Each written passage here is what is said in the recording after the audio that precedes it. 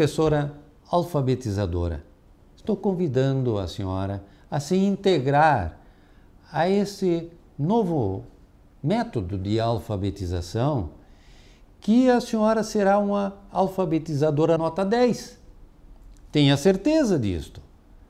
Porque alfabetizar com lógica e com elementos lúdicos, o resultado é um só: a criança se instrumentalizar rapidamente.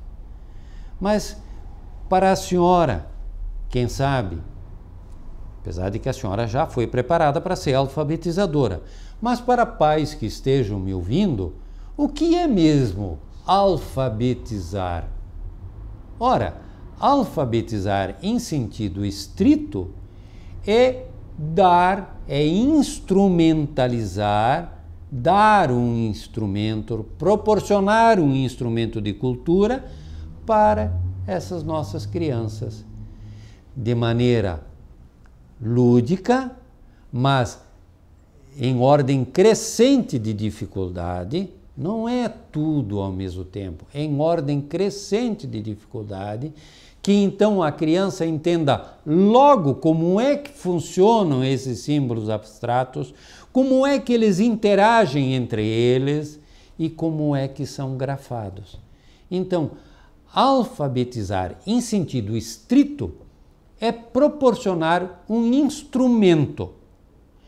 E quando se vai proporcionar um instrumento que servirá para o resto da vida, não há como nós colocarmos questões éticas, questões sociais, questões psicológicas, como hoje é feito nas salas de aula. E pior, a alfabetizadora na condição de espectadora dos descobrimentos que a criança está fazendo, quando ela, na verdade, deve ser a indutora, a condutora desta instrumentalização. Faço mais uma observação, mais no sentido de conhecimento. Vejam só, a partir lá do final do século XIX, 1890, até 1980, portanto, há uns 30 anos atrás, havia uma disputa entre os chamados métodos globais e os métodos sintéticos. Método global começava da parte mais ampla, por exemplo, de uma frase, e vinha para a base da língua, porque a nossa língua é fonética, é o som. Ou método que saía da base, por exemplo, da sílaba, e chegava às estruturas da frase, da palavra. Essa disputa de qual seria os melhores modelos de alfabetizar veio até 1980. Em 1980 se introduziu, se deslocou, na verdade, essa questão da alfabetização para a nossa capacidade de assimilar conhecimento.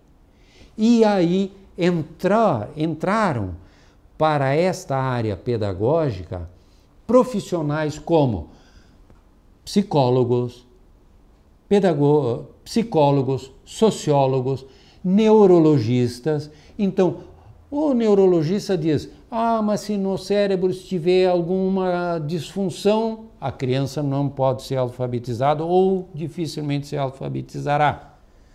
O psicólogo ou psicólogos, todos, eu respeito a todos, nada de querer criticá-los, mas psicólogo, se a criança estiver traumatizada por isso, por aquilo, não conseguirá se alfabetizar corretamente. Sociólogos, se a criança estiver num ambiente social com problemas, também terá problema. Isto tudo desviou a questão da alfabetização para um chamado construtivismo, e ali eu nem vou citar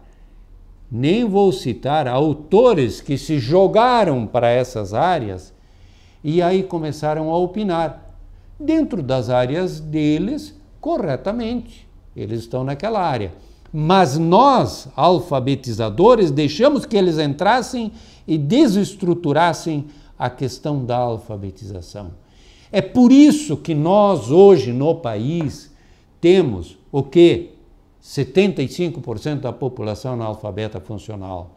Nós precisamos, professora alfabetizadora, retomar a condição pedagógica, mas tendo a lógica como elemento central, começando das estruturas mais fáceis, mais singelas e indo para as estruturas mais complexas, utilizando o elemento lúdico como elemento de atração da criança, para que ela tenha gosto, que ela goste, que ela realmente se jogue para dentro da questão da alfabetização, da instrumentalização e passe a ler, a conhecer.